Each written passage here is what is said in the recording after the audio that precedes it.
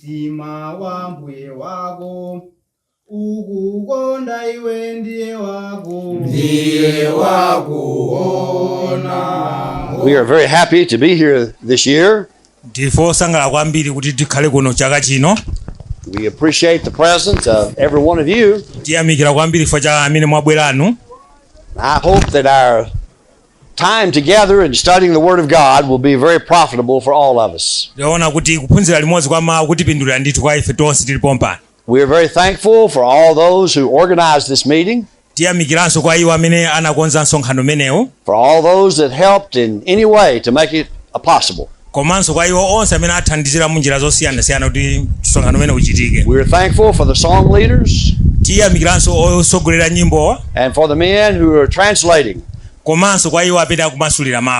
It's great that we can be here and study God's Word. After lunch, we're going to divide up into some classes.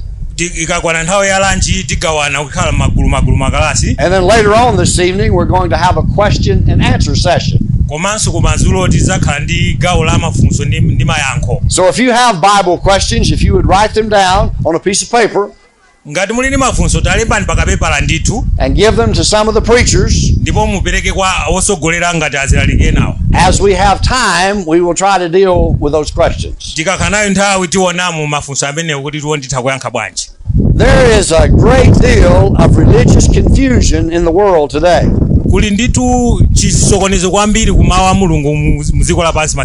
Even driving from our hotel over to the place of the meeting today, we passed several different religious groups. And their signs are out on the road identifying their name.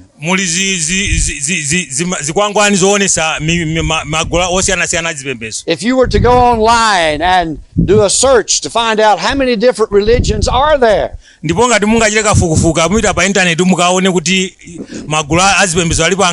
you would probably find that there's over 30,000 different religious groups. A question we need to ask: are all churches right? Is one religion as good as another? When you look at world religions, is one as good as another?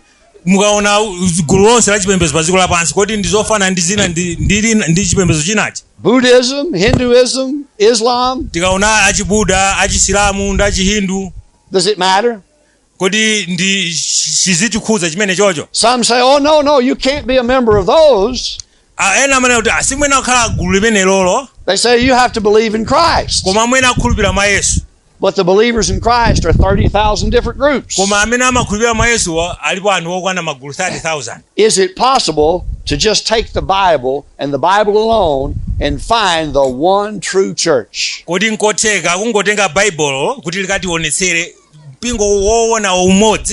And the answer is yes. If we would just follow the Bible, we could be united. Is religious unity important? In John chapter 17, verses 20 through 21, our Lord prayed that we all might be one. Jesus wanted us to all be one. Is that possible? How is it possible? In 1 Corinthians chapter 1 and verse 10, Paul wrote to the church at Corinth, and they were divided. Some were saying, I am of Paul, I have Apollos, and I have Cephas. They were wearing the names of men. Now these men were inspired men. But it was wrong to wear their name. Paul asked if these individuals were crucified for you.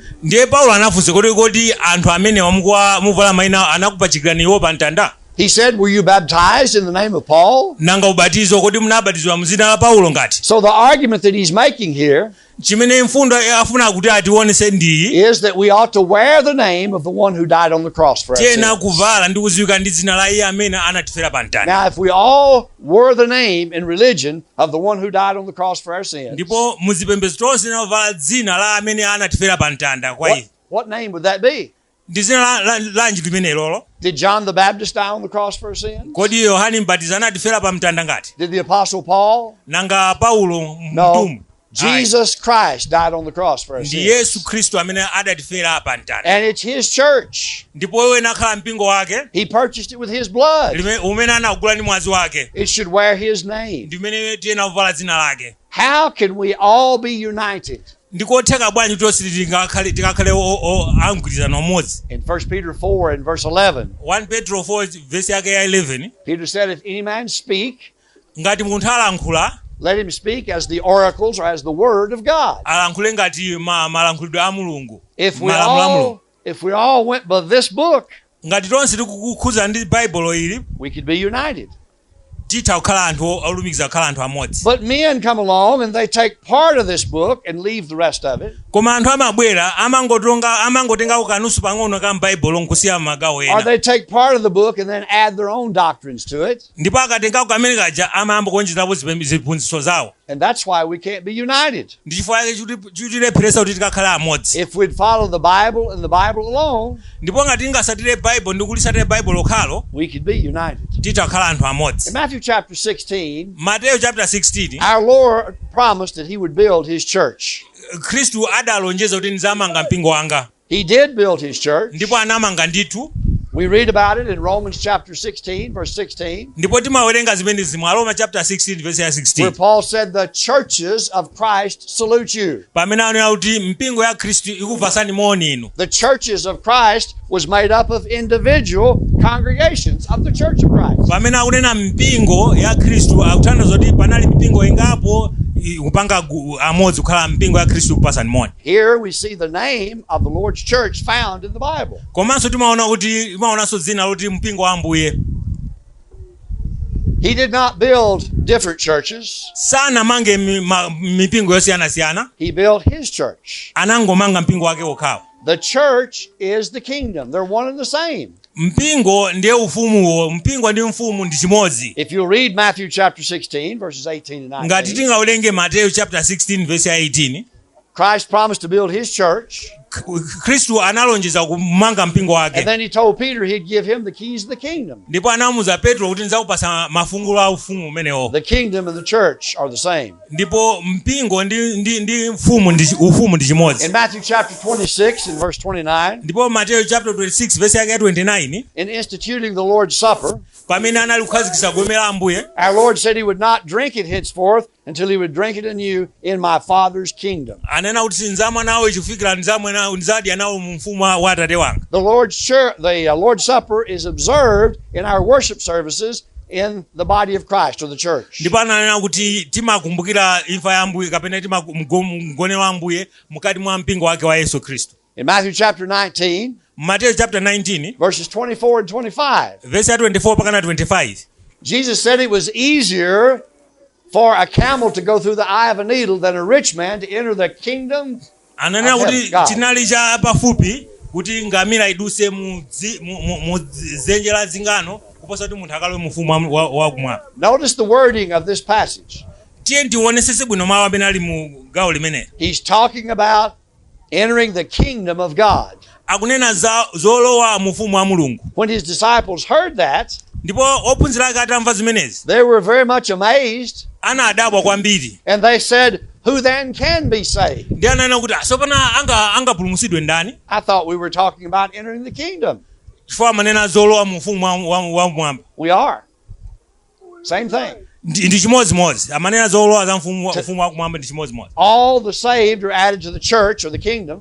Onse opulumutsidwa anawonjezekera ku mpingo. When you obey the gospel, you enter the kingdom. Ndipo mukamvera mawu mawonjezekera ku ufumu. That's what Jesus said in John 3 about the new birth. ndi zimene Yesu akunena mu Yohana chapter 3 zokhuza ndi kubadwanso kwatsopano. A man must be born again in order to enter the kingdom of God. Munthu ayenera kubadwanso mwatsopano kuti akalowe mu ufumu wakumwamba. The church is important. Mpingo ngofunikira kwambiri. Acts chapter 20 and verse 28. Tione Machitidwe chapter 20 verse 28. It was purchased by the blood of Jesus Christ. Anagula ndi mwazi wake. Denominationalism comes along and changes God's word. Mipatuko imabwera ndi kutembenuza mawu a Mulungu. Denominationalism is from man, not from God. Mipatuko ini maganizo a anthu osati ochokera kwa Mulungu ya. The true church that you read about in the Bible mpingo wenu umene timawerenga kuchokera m'Bible is not a denomination. Si mpatuko ayi. When someone asks me, well, what denomination are you a member of? Ndipo akandifunsa kuti kodi ndinu mpatuko wanji? I don't answer that question by saying, oh, I'm a member of the Church of Christ denomination. Funso limene sindimayankha kuti ndine kuti ndine wampingo wa Khristu. Denominations were started by men. Mpatuko inabwera chifukwa cha anthu. Inayamba ndi anthu. The body of Christ, or the Church of Christ, was started by our Lord. Mpingo wa Khristu kapena thupi la Khristu linayamba ndi mwini wake Ambuye. The blood of Christ was not shed to purchase denominations. Mwazi wa Khristu sunakhetsedwe kuti ukagule mipatuko ina. But the blood of Christ was shed to purchase his church or body. Mwazi wa Khristu unakhetsedwa kuti ukagule mpingo wake. In 2 Thessalonians 1, 7 through 9, Mutu wa Thessalonica chapter 1 verse 9, the Bible says that Jesus is coming in flaming fire, akuti Yesu akubwera ndi lawi la moto, taking vengeance on those that know not God and that obey not the gospel. kubwezera kwa iwo amene sakudziwa Mulungu ndi satiranso mawu ake. And he said that those who didn't would be punished with everlasting destruction. Ndipo amene atero akalangidwa kwa moyo wawo wonse. Notice that expression, obey the gospel. Timvetsetse mawu, kumvera mawu a Mulungu. We ought to use expressions that are found in the Bible. Tiyena kugwiritsa ntchito mawu amene akupezeka mu Bible. Obey the gospel is a biblical term. Kumvera ndi kugonjera mawu a Mulungu ndi mawu ochokera mu Bible. And I hear people all the time say that you need to accept Christ as your personal Savior. Timamva anthu ambiri akuti abwera kuti mpulumutsidwe muvomere Yesu Khristu. Where is that found in the Bible? Chimene chikuchokera kuti mu Bible. Or you need to pray the sinner's prayer. Akuti mwena upemphera pemphero la munthu wochimwa. Where is that found in the Bible? Kodi mawu amene amapezeka pa Bible. Let's use Bible terminology. Tiye ndigwiritse mawu Bible monga mmene Bible likunenera. In Acts 2 and verse 47, Machitidwe chapter 2 verse yake 47. on the day of Pentecost, when those 3,000 obeyed the gospel, Pamene pa nthawi ya Pentecost pamene anthu 3,000 anamvera mawuwo, the Lord added them to the church. Ambuye anawonjezera iwo ku mpingo. Well, which church? Unali mpingo wake uti? Well, there wasn't but one. Unalipo umodzi. It's the one that Christ purchased with his blood. Ndi umene Khristu mwini wake anaugula ndi mwazi It wake. would be 600 years later before the first man-made church came into existence. Panapita zaka 600 kuzafikira pamene munthu anakonza mpingo amene ali Khristu. In Ephesians chapter 1, verses 22 and 23, Pa Ephesians chapter 1 verse 22 and 23. the Bible says that he hath put all things under his feet. Anayika zonse pasi pa mapazi ake. Speaking of Christ, gave him to be head over all things to the church, Ndipo iye ndi pamwamba ndi mutu wa zonse ndi kumpingoko, which is his body. imene uli thupi lake. The Bible says the church is the body. Bible ikutiuza kuti mpingo ndi thupi la Khristu. Then in that same book, in Ephesians chapter 4, verses 3 through 6, M'buku lomwelo la Efesolo he talks about the unity that we ought to have. akutiuza zokhala amodzi. He says there's one Lord, Akunena kuti kuli Ambuye mmodzi, one faith, kuli chikhulupiriro chimodzi, one baptism. kuli ubatizo umodzi, He says there's one body.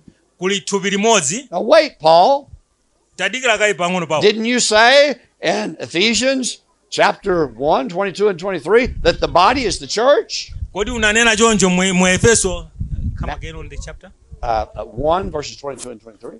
Efeso chapter 1 verse 21 23. The body is the church. Thupi ndiye mpingo. Now you're saying in Ephesians 4 there's one body. Ndiye munena mu Efeso chapter 4 kuti pali thupi limodzi. So you're saying there's one church. Ndiye kuti munena kuti pali mpingo umodzi. Now the church is the body. Ndipo choncho mpingo ndi thupi. Your body, your physical body. Thupi monga lathu la imene mutionerawo muli. How many heads do you have? Muli ndi mitu ingati? Ndi mitu ingati? Anyone here with 2 or more heads? Alipo pano ali mitu iwiri? You know of anyone with 4 heads? Kapena alipo wina ali mitu inayi? No. Ayi. One head, Mutu umodzi, one body. thupi limodzi. Christ is the head. Kristu ndiye mutu. One head. Mutu umodzi. The church is his body. Mpingo ndiye thupi lake. He has one body. Ali thupi limodzi. Not 30,000 different bodies. Osati matupi 30,000 osiyana-siyana. Denominationalism is man-made religion. Zimpatuko ndizopanga anthu maganizo a anthu amenewo. Man came along and he was not content with what God said. Anthu anabwera sanamvese zimene Mulungu ananena. Thinking he could improve on God's plan, he began to change it. Ndipo anaganiza kuti iwo atha kukonza maganizo a Mulungu ndikuyamba kusintha zinthu. He changed the worship. Anasintha kapembedzedwe. He changed the plan of salvation. Anasintha chipulumutso. And men continue to change the word of God. Ndipo pakana pano anthu akupitirizabe kusintha mawu a Mulungu. We're not supposed to do that. Sitiyena kupanga zoterozo ayi. We're supposed to follow what God said. Tiyena kusatira zimene Mulungu akunena. Denominationalism rejects the New Testament as its only authority. Mipatuko imakana kuti New Testament si bokha kumene tingapeze ulamuliro kuti ukalamulire mpingo. 2 Timothy 3:16 and 17. Moti wa 2 Timoteo chapter 3:16 and 17. Chapter 3 verse 16. Akutero. That verse tells us that all scripture is inspired of God. Ekuliza kuti mawu onse ndi owuziridwa ndi Mulungu. And it's profitable for us. Ndi opindulitsa pa chipembedzo. And it thoroughly or completely furnishes us everything we need. Ndiponso amatithandizira kuti tikakhale okonzeka ku chipembedzo. In 1 Peter chapter 4 and verse 11. Petro 1 chapter 3 verse 11. Chapter 4 verse 11. Chapter 4 verse 11. If any man speak, let him speak as the oracles of God. Ndipo ngati munthu alankhula akalankhule ngati malankhulidwe a Mulungu. 2 Peter 1 and verse 3. Petro wachiwiri verse yake yachitatu. He has given us all things that pertain unto life and godliness. Anatipasa zonse zoyenera pa umulungu. Everything that pertains to life and godliness is right. Zonse zokhuza ndi mawu a Mulungu zili m'Bible. Denominationalism adds to the word of God. Koma azipembedzo zina amawonjezerapo pa mawu a Mulungu. Or takes away from the word of God. Koma amachosaponso mawu a Mulungu. In Colossians 3 and verse 17. Kwa Kolose chapter 3 verse 17. Whatever you do in word or deed, chilichonse mpanga m'mawu, you're to do all by the name or in the name of or by the authority of Christ. chilichonse mpanga m'mawu kapena mu ntchito mupange moyenera ndi mawu a Mulungu. A very important question in matters of religion. Ndi funso lofunikira kwambiri pa nkhani ya chipembedzo. Where do we get our authority? Kodi mphamvu timazitenga kuti? For the name that we wear. Pa mayina amene timavalawa. For the plan of salvation that we obey. Komanso pa chikonzero cha chipulumutso. For the worship that we're doing. Komanso kapembedzedweka. Where is the Bible authority? Mphamvu ya Bible amene ili pati, ulamuliro wa Bible ili pati. If it's not in the Bible, brethren, we shouldn't be doing it. Ngati sizili m'Bible zimenezo abale anga tisamapange zimenezo. Where do you find the names of all these denominations in your area? Where are they found in the Bible? Ndipo madera anu mayina onsewa amapeza kuti m'Bible, amapezekamo m'Bible mayina amenewa. The Church of Grace. Mpingo wa chisomo.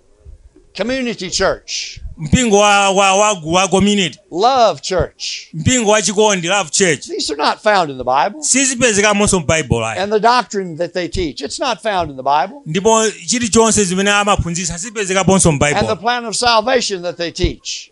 Ndipo dongosolo la kapulumutsidwe sikapezekamonso m'Bible To just invite Jesus in their heart. Aona kuti mungomuyitana Mulungu alowe mtima mwanu. Just fall down and pray the sinner's prayer. Ati mungogwada pansi ndi kupemphera pemphero la munthu ochimwa. Where is that found in the Bible? Zili pati zimenezi m'Bible.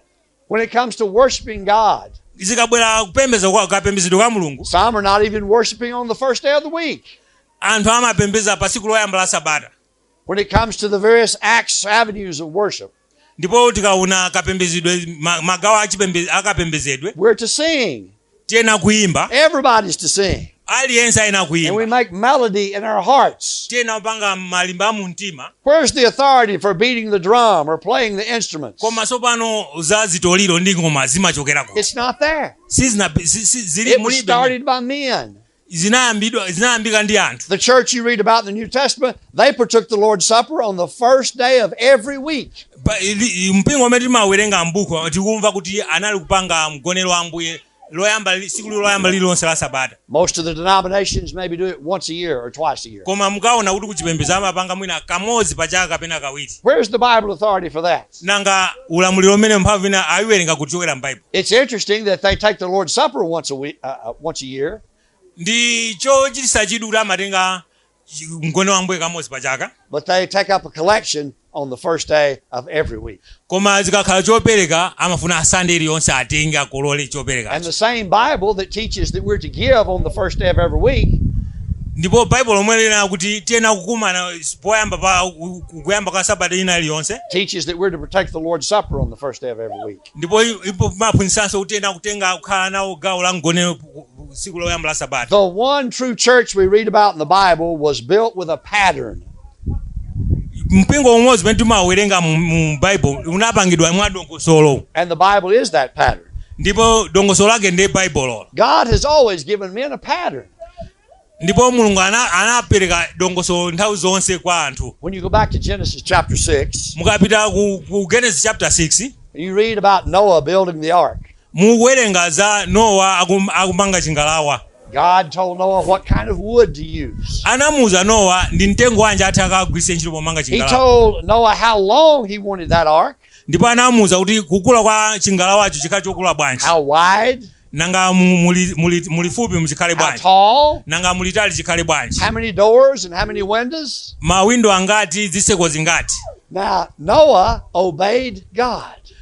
Noah adamvera Mulungu. He did exactly what God said. Anapanga ndendende zimene Mulungu anamuza. But the way that the denominational world would have approached that, koma ikanakhala achipembedzo zimene akanayipangira nkhani imeneyo. Someone would have said, "Oh, that's not big enough. I think we ought to build it bigger."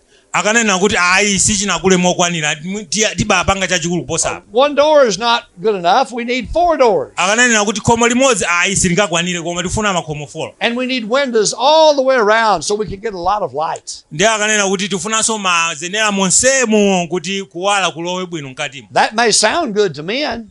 Chitha kumveka bwino kwambiri kwa anthu. But if you did all these things, you wouldn't be obeying God. Koma ngati tipange zimenezi ndi kuti sitinamvere Mulungu ayi. If you're going to obey God, it has to be every detail that God gave. Ngati tikufuna kumvera Mulungu ndi tisatire kena kalikonse dongosolo limene Mulungu anakonzera. Why did God give a detail and then just say, well, it's really not important? Nanga chifukwa chani Mulungu anatipasa dongosolo limene likachitidwe kake ife nkungolisiya? Moses in the Old Testament built the tabernacle. Mose mu chipangano chakale anapanga guwa lija. And in Hebrews 8 and verse 5, anapanga chema komanso mwa Hebrew chapter 5, it says that he was to build all things according to the pattern. Anena kupanga za monga mene Mulungu anamulamulira. There is a pattern. Pali dongosolo lake, plan yake for us to follow. Choyambirira. Now there's a lot of confusion about the Lord's church. Pali chisokonezo ambiri mawoti mpingo. It's very common for our friends that are in the denominational world for them to say, oh, you think that only members of the Church of Christ will be saved. Has anyone ever heard that? I think you probably have. Let's analyze that statement. What does it mean to be saved? It means to have our sins forgiven or washed away. Acts 22:16. Chapter 2, 16, verse 16. To be saved eternally. To be saved eternally means to go to heaven. In John 3, to be saved is to be born again. In Matthew 19:24 and 25, to be saved is to enter the kingdom. Galatians 3:26 and 27. To be saved is to be in the family of God. Acts 2:47. To be saved is to be in the church. 1 1 Corinthians 12 and verse 13. Akorinto oyamba 12 verse 13. To be saved is to be in the body of Christ. Kupulumutsidwa ndi kukhala mu thupi la Khristu. So we've analyzed that statement of what does that word saved mean? Ndipo taona kuti mawu amene akutanthauza chani, liwu limene likutanthauza chani. And looking back at the question, will only members of the Church of Christ be saved? Tendibwereso funso lomweja kuti kodi ndi ampingo okha wa Khristu amene akapulumutsidwe? Let's analyze that expression, words, Church of Christ. Teni tiliunikenso tilunguze bwinobwino liwu limenelo. In Matthew 16 verses 13 through 18. Matthew 16 verse 18. That's the church that Jesus built. Ndi mpingo amene Khristu adamanga. There are different names for that same church. Pali mayina osiyanasiyana ku mpingo omwewo. 1 Corinthians 1 and verse 2, it's called the Church of God. 1 Corinthians chapter 14 verse 2 akuti mpingo wa Mulungu. Romans 16:16, it's called the Church of Christ. Aroma 16 verse 16 akuti mpingo wa Khristu. Hebrews 12:23. Ahebrew 12 verse 23. It's called the Church of the Firstborn. Mpingo wa mwana woyamba. We know, as we've already shown, that the church is the kingdom. Tanena kale kuti mpingo ndi ufumu. The Church of Christ is the family of God. Ndipo taonanso kuti mpingo wa Khristu ndi banja la Khristu. The church is made up of those who've been saved by the blood of Jesus Christ. Ndipo taonanso kuti mpingo upangidwa ndi anthu amene apulumutsidwa ndipo apulumutsidwa ndi mwazi wa Khristu. So let's go back and look at this question. Tendibwererenso tikaone funso limene. Will only members of the Church of Christ be saved? Kodi ndi ampingo okha wa Khristu amene akapulumutsidwe? Let's ask that same question in just a little bit different manner. Funso lomwelo mwina atiko litembenuza tifunse mwa njira ina. Will only those who have been born again into the family of God go to heaven? Kodi ndi okhawo amene anabadwa tsopano mu mpingo wake amene mwa Khristu amene apite kumwamba? Will only those who have had their sins washed away by the blood of Christ go to heaven? Kodi ndi okhawo amene mwazi wawo machimo awo anasukidwa ndi mwazi wa Khristu amene apite kumwamba? Will only those who are the children of God go to heaven? Kodi ndi okhawo amene ali ana Mulungu amene apite kumwamba? Will only those who are in the kingdom of God go to heaven? Kodi ndi okhawo amene ali mu ufumu wa Mulungu amene apite kumwamba? We're saying the same thing. Tikunena chinthu chimodzimodzi apa. All of those things are equivalent to being a member of the Church of Christ. Zonse tanena apa zikutanthauza zikufanana chabe ndi kukhala mu mpingo wa So Khristu. those who obey God and do His will be saved. Choncho amene akumvera Mulungu kupanga chifuniro chake ndi amene akapulumutsidwa. Can you be in a man-made church and obey God and do His will? Ndipo kukhala mu mpingo wopanga wa munthu kupanga chifuniro chake? And the answer is no. Sungapulumutsidwe yankho ndi akuti ayi sungapulumutsidwe. There is a form or a pattern that we must follow. Pali dongosolo ndi plan imene Mulungu anapasa kuti In tikasatire. Romans 6:16 and 17. Roma chapter 6:16 verse 17. Paul talks about obeying from the heart, that form of doctrine. Akuti tikumvera kuchokera mu mtima mawu a Mulungu. In 1 Corinthians 4 and verse 17. Mwa Korinto chapter 4 verse 17. Paul taught the same doctrine everywhere he went. Paulo anafotokoza za mawu a Mulungu kulikonse chiphunzitso chimene kulikonse mene anapita. He admonished young Timothy in 1 Timothy 1 and verse 3. Anamulangiza wachinyamata Timothy mu 1 Timothy chapter 3 verse 3. To charge those that they teach no other doctrine. Kwauza kuti kumulangiza kuti asaphunzitse chiphunzitso china. The New Testament is our pattern. Buku la chipangano chatsopano ndi dongosolo lathu akapulumutsidwa We kale. must follow that pattern. Tena kusatira zimenezezi. We must wear the right name. Tena kuvala mayina oyenera kukhala mkhristu. Christ's name. Zina la Khristu. The Church of Christ. Mpingo wa Khristu. The church you read about in the New Testament was established in Jerusalem. Mpingo amene timawerenga mu Testament ya mu chipangano chatsopano unakhazidwa ku Yerusalemu. In Acts 2. Machitidwe chapter 2. And on the first Pentecost after the resurrection of Christ. Ndipo panali pa siku la Pentecost. Most modern day denominations in your area didn't come in existence till the 1600s. Ndipo mipingo ambiri tikuimva madera osiyanasiyana kunalibe mpaka na uzafika mu chaka cha 1600. So here's Christ Church from the day of Pentecost. Choncho mpingo ulipo wa Khristu kuyambira pa siku la Pentecost. And here's a man-made church that started in 1611, we'll say. Ndiye pa kuzapezeka mipingo ya anthu ipezeka kuti ikuzakhazikiza patapita zaka 1600. 1600 years after the true church was established. Zaka 1600 zadusa kuchokera pa siku limene mpingo wenewene udakhazikisira. Do you want to be a member of a church that was started in the 1600s? Kodi mufuna mkhale opembeza mu mpingo imene yamba mzaka za 1600 that was not purchased by the blood of Jesus Christ, zimene sizinagulidwa ndi mwazi wa Khristu, that doesn't wear Christ's name, zimene sizikuvalanso dzina la Khristu kuna that kulonza, doesn't teach the plan of salvation that's found in the Bible, siziphunzitsanso kapulumutso monga amene Bible that limaphunzitsira, doesn't worship God the way God says to worship Him. sizipembezanso Mulungu mene Mulungu amafuna kuti tikampembezere. In Mark 7 and verse 7, Marko 7 verse yake 7, our Lord said, "Howbeit in vain do they worship me, autaona ni mwachabe andipembeza anthu awa, teaching for their doctrines the commandments of akuphunzitsa men." maphunzitso anthu, chiphunzitso za anthu. We must follow the pattern that's set forth in the Bible. Tiyena kusatira dongosolo limene Mulungu anayika ndi plani yake imene anayika. In Matthew 16 and verse 18, Ndipo Mateo 16 verse yake 18, Jesus did not say, "I will build many churches." Yesu ananena, Khristu ananena kuti ndimanga mpingo yambirimbiri. He said, "I will build my church." Ananena kuti ndizamanga mpingo wanga. The Church of Christ is not a denomination. Mpingo wa Khristu si gulu la zipembedzo ya. The Church of Christ was started in Acts 2. Mpingo wa Khristu unayambidwa Machitidwe chapter 2. It's the one you read about in the New Testament. Ndi limene timawerenga kuchokera mu chipangano chatsopano. In Acts 20 and verse 28, Ndipo Machitidwe 20 verse yake 28, Christ purchased the church with His blood.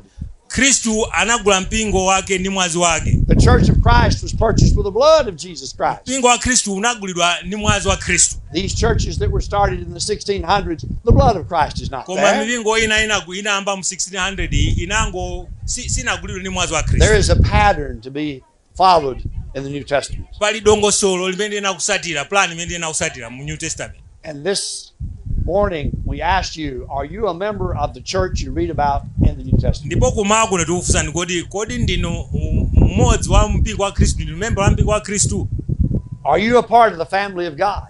Kodi muli nawo mbanja la Khristu, mbanja la Mulungu? Have you obeyed the gospel of Christ? Kodi munakhulupirira ndi kumvera mawu a Mulungu? Now I'm not asking, are you religious? Sindikufunsa kuti kodi ndinopembeza I'm chipembedzo. not asking, do you go to services somewhere? Sindikufunsa kuti kodi mapita kukapembeza kwina.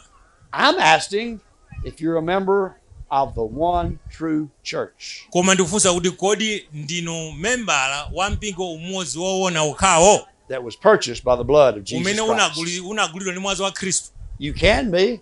Mutha kutheka kukhala. When you study through the book of Acts, Ndipo ngati titawerenga bwino m'buku la you Machitidwe, read those examples of conversion, titaona zitsanzo za kutembenuka mtima kwa anthu. and you find that you must hear the gospel. Ndipo muona kuti tena timve mawu. Romans 10:17 says, "Faith comes by hearing, and hearing by the word of God." Ndipo Roma 10 verse 16 akunena kuti chikhulupiriro chiza ndi mbiri pokumva mawu a Mulungu. You must hear and have faith.